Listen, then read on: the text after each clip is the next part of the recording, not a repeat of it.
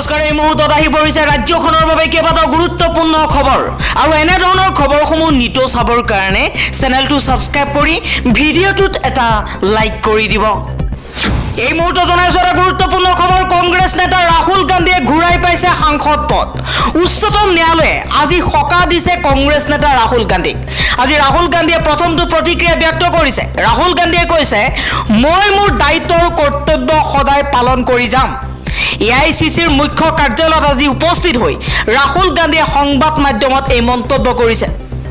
লগতে ৰাহুল গান্ধীৰ এই জয়ক লৈ মন্তব্য প্ৰকাশ কৰিছে প্ৰিয়ংকা গান্ধী ভাদ্ৰাই। প্ৰিয়ংকা গান্ধী ভাদ্ৰাই কৈছে তিনিটা বস্তু বেছি দিন লুকুৱাই ৰাখিব নোৱাৰি, সূৰ্য, চন্দ্ৰ আৰু সত্য। ন্যায়ালয়ত ৰাহুলৰ জয়ৰ পাছত প্ৰিয়ংকা গান্ধীৰ টুইট, সত্যৰ এদিন জয় হ'বই, আজি নহ'লেও কাইলৈ অথবা পৰহিলৈ হ'লেও সত্য পোহৰলৈ আহিবই। উচ্চতম ন্যায়ালয়ত জয় হোৱাৰ পিছতে ৰাহুল গান্ধীৰ প্ৰথমখন সংবাদমেল। মোদী উপাধিৰ মানহানিৰ গোচৰৰ শাস্তিত স্থগিতাদেশ উচ্চতম ন্যায়ালয়ৰ পুনৰ লাভ কৰিব সাংসদ পদ।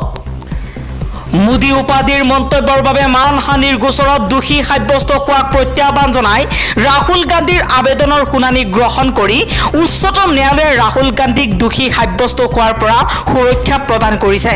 উচ্চতম ন্যায়ালয়ৰ এই শুনানি অনুসৰি এই গোচৰৰ চূড়ান্ত শুনানি নোহোৱালৈকে ৰাহুল গান্ধীৰ সাংসদ পদ অব্যাহত থাকিব। এই ৰায়দান ঘোষণা কৰি ন্যায়াধীশ BR গাৱায়ে কয় যে গোচৰটোৰ চূড়ান্ত শুনানি নোহোৱালৈকে ৰাহুল গান্ধীৰ সাংসদ পদ কৰ্তন কৰা কাৰ্যই তেওঁক নিৰ্বাচিত কৰা ভোটাৰসকলৰ অধিকাৰতো প্ৰভাৱিত কৰিব। লগতে বিচাৰপীঠে কয় যে সৰ্বোচ্চ শাস্তি প্ৰদানৰ কোনো কাৰণ বিচাৰ ন্যায়াধীশে দিয়া নাই।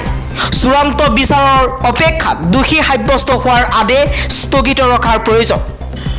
উল্লেখ্য যে 2019 চনৰ লোকসভা নিৰ্বাচনৰ পূৰ্বে কৰ্ণাটকৰ কোলাৰত এক সভাত নিজ বক্তব্যত ৰাহুল গান্ধীয়ে সকলো চোৰৰ উপাধি মোদী কিয় হয় বুলি মন্তব্য কৰিছিল।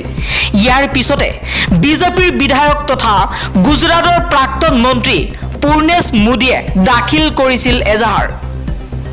পূৰ্ণেশ মোদীৰ এই এজাহাৰৰ ভিত্তিত ৰাহুল গান্ধীৰ বিৰুদ্ধে গোচৰ ৰুজু কৰা হৈছিল। এই গোচৰত চুৰাটৰ নিম্ন আদালতে ৰাহুল গান্ধীক দোষী সাব্যস্ত কৰি জামিন প্ৰদান কৰে। ইয়াৰ পিছত ৰাহুল গান্ধীয়ে চুৰাট আদালতৰ ৰায়ক প্ৰত্যাহ্বান জনাই পুনৰ গুজৰাট উচ্চ ন্যায়ালয়ৰ দ্বাৰস্থ হয়। গুজৰাট আদালতেও ৰাহুল গান্ধীৰ আবেদন নাকচ কৰে।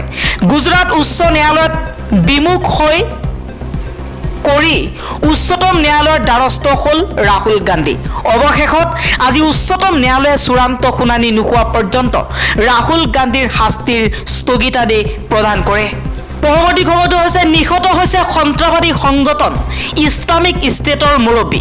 ঘোষণা কৰা হ'ল নতুন নেতাৰ নাম।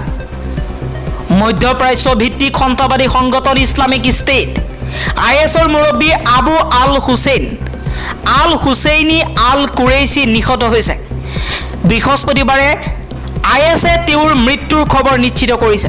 সংগঠনটোৱে জানিবলৈ দিয়া মতে উত্তৰ পশ্চিম চিৰিয়াত সংঘটিত হোৱা সংঘৰ্ষত আল কুৰেইছি নিহত হয়। ইয়াৰ মাজতে ISে তেওঁৰ উত্তৰাধিকাৰৰ নাম ঘোষণা কৰিছে। তেওঁৰ নাম আবু হাফছ আল হাছিমি আল কুৰেইছি বুলি জানিব পৰা গৈছে।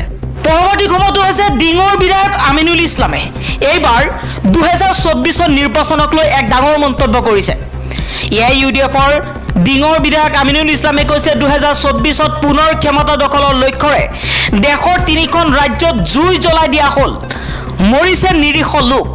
জাতি ধৰ্ম নিৰ্বিশেষে দেশৰ শান্তিপ্ৰিয় জনসাধাৰণ একত্ৰিত হোৱাৰ প্ৰয়োজন বুলি মন্তব্য কৰিছে AIUDFৰ বিধায়ক আমিনুল ইছলামে।